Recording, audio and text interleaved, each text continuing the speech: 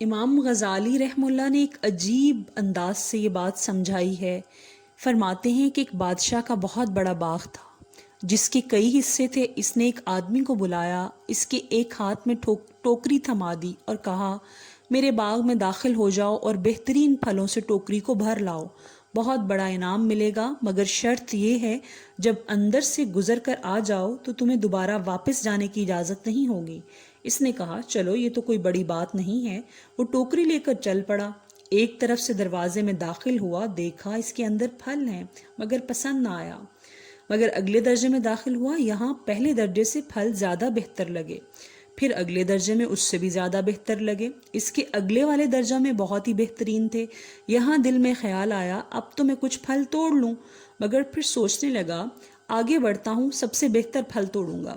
جب اگلے اور آخری درجے میں بھی پہنچ گیا تو وہاں پر کوئی درخت نہیں تھا، کوئی پھل نہیں تھا۔ افسوس کرنے لگا، اے کاش میں نے پہلے درجے سے پھل توڑ لیے ہوتے تو آج میری ٹوکری اس طرح سے خالی نہ ہوتی۔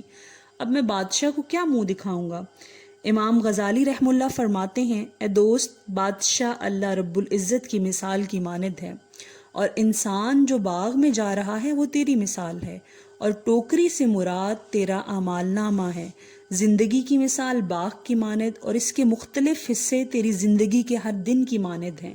اب تجھے ہر دن میں نیکیوں کے پھل توڑنے کا حکم دیا گیا، لیکن تو ہر روز یہ سوچتا ہے میں کل سے نیک بن جاؤں گا، کل سے نیکی کروں گا، یعنی اگلے درجے سے پھل توڑوں گا۔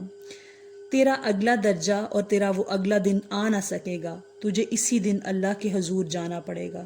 سب ٹھاٹ پڑا رہ جائے گا جب لاد چلے گا بنجارا۔